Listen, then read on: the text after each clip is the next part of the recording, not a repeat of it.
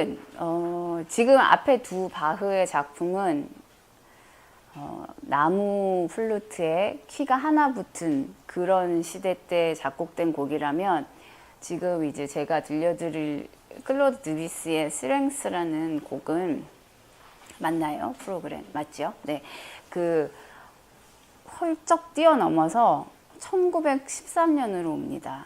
예.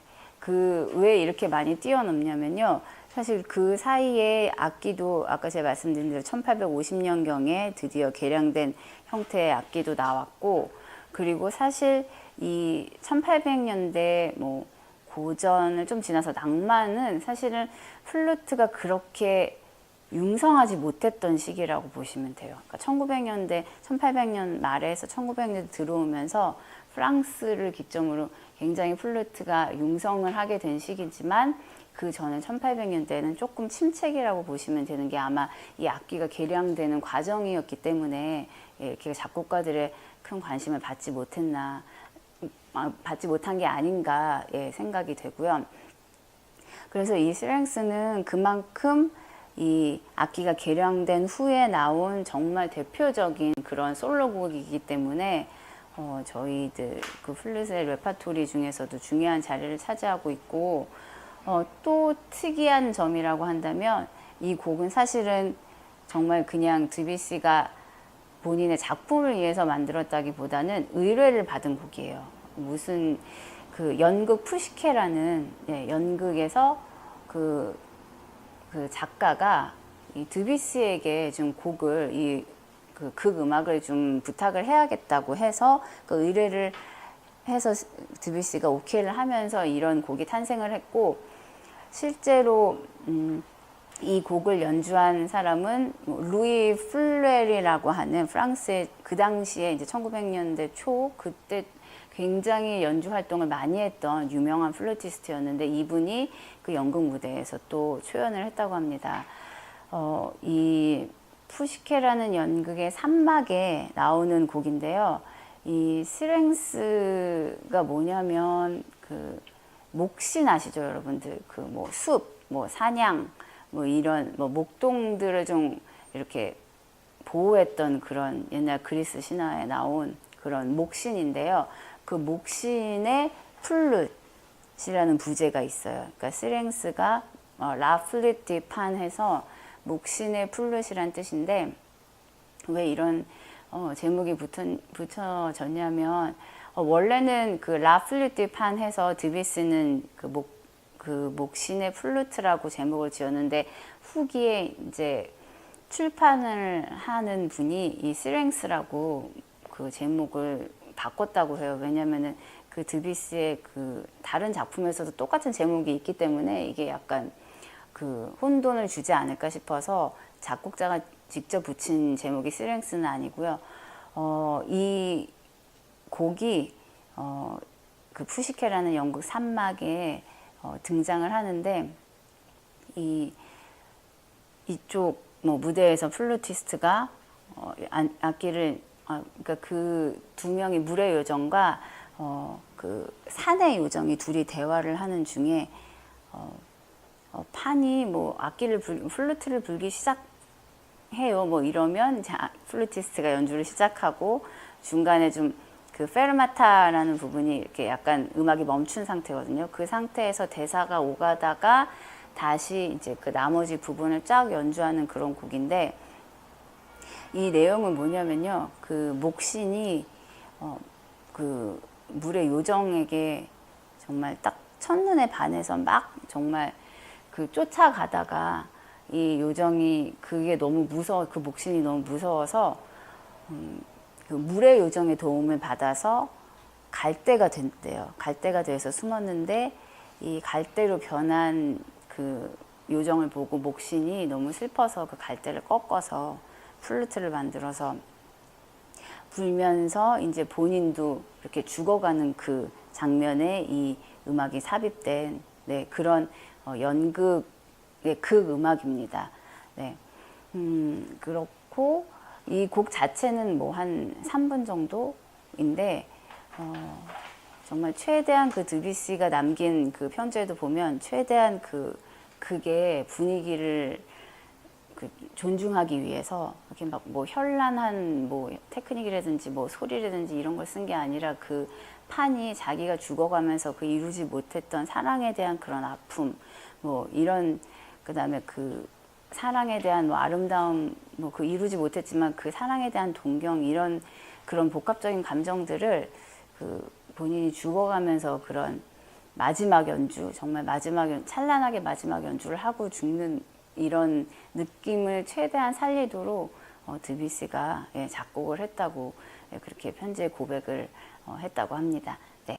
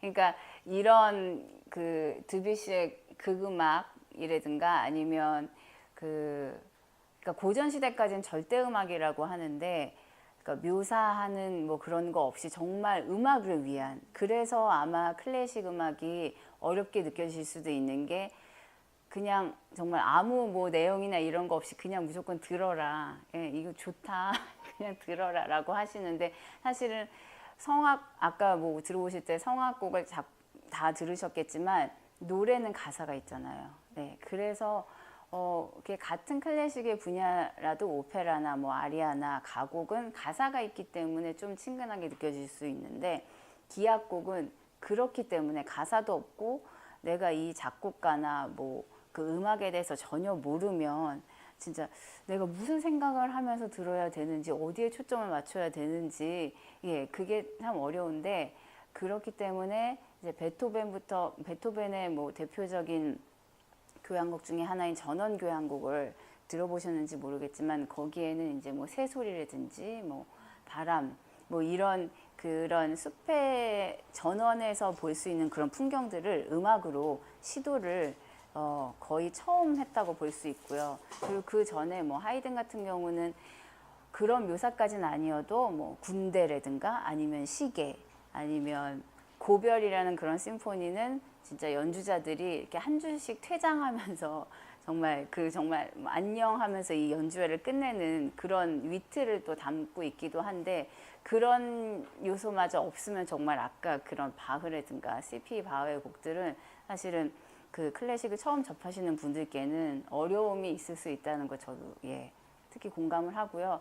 그래서 저희 음악하는 사람들 같은 경우에는 어떻게 보면 그냥 좋아하는 마음으로 약간 견디고 그리고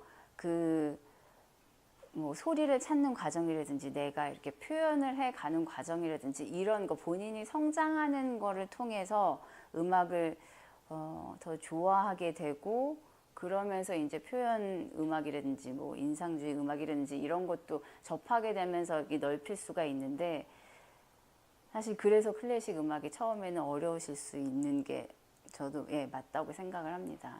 네.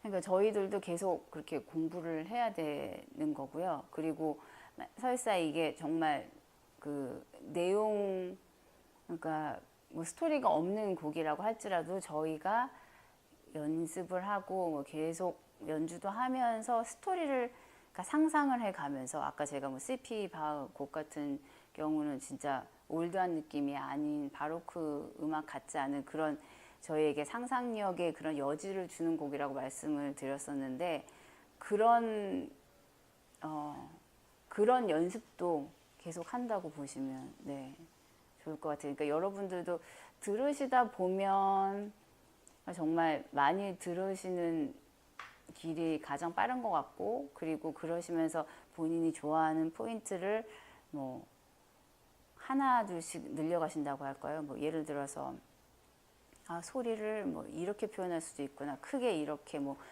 같은 악기인데 이 사람이 피아노를 치면 이 소리가 나고 저 사람이 치면 같은 악기인데도 불구하고 제 악기도 뭐 제가 소리를 냈을 땐 이렇게 나는데 뭐 학생한테 빌려줬을 땐 또 그 사람의 소리가 나거든요. 그러니까 이런 흥미로운 점들을 이렇게 찾아가시면서 들으시다 보면 이제 내용이 없어도 그런 나의 상상으로 좀 채워질 수 있는 부분들이 조금씩 넓혀지면서 그 묘미를 느끼실 수 있을 것 같아요. 네. 또 저희가 익히 잘 아는 그 인어공주의 얘기는 저희가 동화라고 알고 있는데 사실은 그게 1800년대 초인가요? 뭐 독일의 어떤 작가가 쓴 이야기가 그 이야기의 소재가 너무 뭐 슬픈 내용이긴 하지만 흥미로워서 음악의 음악뿐만 아니라 예술의 여러 장르에 차용이 됐다고 해요. 그래서 저희 플룻곡 같은 경우도 운디네 소나타라고 그래서 물의 요정 소나타라는 게 있거든요. 그러니까 그걸 들어보시면 정말 인어공주가 그 바다 속에서 막 이렇게 노는 그런 장면을 1악장에서 묘사하고 뭐 파도 치는 장면이라든가 이런 게 피아노와 플룻의 이런 주고받음으로 느껴지고 뭐 2악장에서는 어떤 왕자님과 사랑에 빠지죠. 이렇게 무트로 올라오게 되면서 그런 장면 그 다음에 뭐 4악장쯤 가서는 결국 인어공주가 그 남자와 결혼을 했다가 뭐 깨지게 되잖아요. 그래서 뭐 물거품이 되면서 뭐 그 사랑의 얘기가 저기 슬픈 얘기로 끝나는데 그 소재가 저희 플룻곡만 아니라 뭐 펠리아스와 멜리상드라는 그런 오페라의 소재로도 쓰이고 그런 것 같이 그런 신화라든가 그런 얘기가 정말 이 음악에도 그러니까 낭만 이후로 오면서 정말 많이 쓰이게 되면서 아마 또 여러 그러니까 좀 관객층을 조금 더 이렇게 더 모을 수 있게 되는 계기가 되지 않았나 싶어요. 그러니까 좀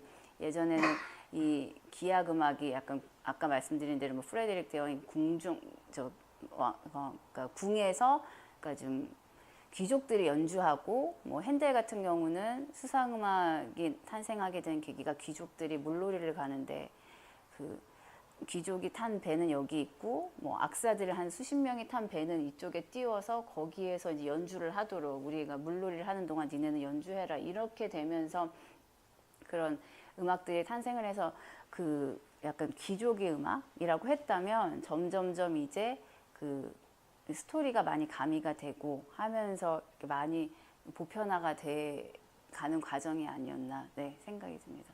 네, 그것도 굉장히 네, 흥미로운.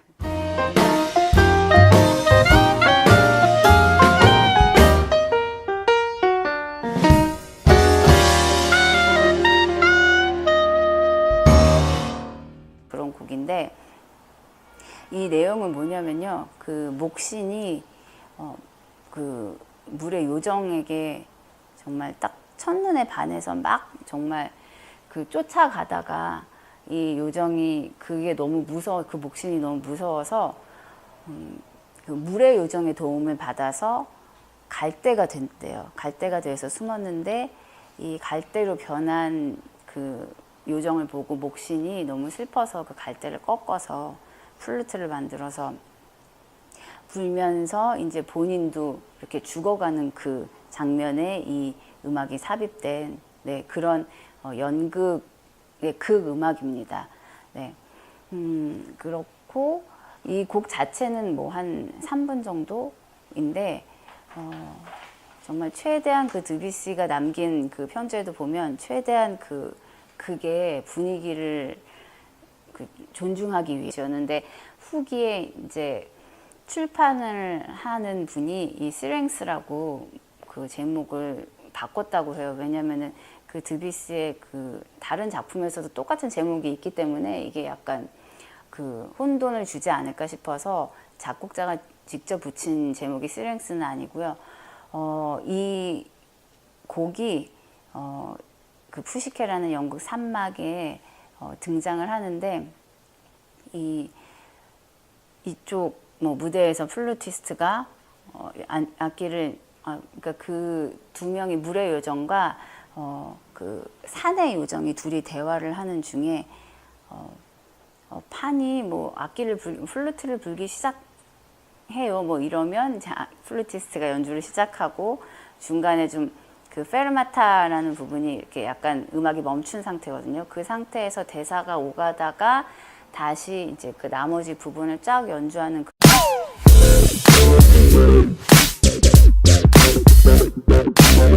다음 곡은 지금 앞에 두 바흐의 작품은 나무 플루트에 키가 하나 붙은 그런 시대 때 작곡된 곡이라면 지금 이제 제가 들려드릴 클로드 드뷔시의 스랭스라는 곡은 맞나요? 프로그램 맞죠? 네, 그 헐쩍 뛰어넘어서 1913년으로 옵니다. 예, 그 왜 이렇게 많이 뛰어넘냐면요. 사실 그 사이에 악기도 아까 제가 말씀드린 대로 1850년경에 드디어 개량된 형태의 악기도 나왔고 그리고 사실 이 1800년대 뭐 고전을 좀 지나서 낭만은 사실은 플루트가 그렇게 융성하지 못했던 시기라고 보시면 돼요. 그러니까 1900년대, 1800년 말에서 1900년대 들어오면서 프랑스를 기점으로 굉장히 실제로 이 곡을 연주한 사람은 루이 플레리라고 하는 프랑스의 그 당시에 이제 1900년대 초 그때 굉장히 연주 활동을 많이 했던 유명한 플루티스트였는데 이분이 그 연극 무대에서 또 초연을 했다고 합니다. 이 푸시케라는 연극의 3막에 나오는 곡인데요. 이 스랭스가 뭐냐면 그 목신 아시죠, 여러분들? 그 뭐 숲, 뭐 사냥, 뭐 이런 뭐 목동들을 좀 이렇게 보호했던 그런 옛날 그리스 신화에 나온 그런 목신인데요. 그 목신의 플룻이라는 부제가 있어요. 그러니까 스랭스가 라 플루티 판 해서 목신의 플룻이란 뜻인데 왜 이런 제목이 붙여졌냐면 원래는 그 라 플루티 판 해서 드뷔시는 그 목신의 플루트라고 제목을 플루트가 융성을 하게 된 시기지만 그 전에 1800년대에는 조금 침체기라고 보시면 되는 게 아마 이 악기가 개량되는 과정이었기 때문에 이렇게 작곡가들의 큰 관심을 받지 못했나, 받지 못한 게 아닌가 생각이 되고요.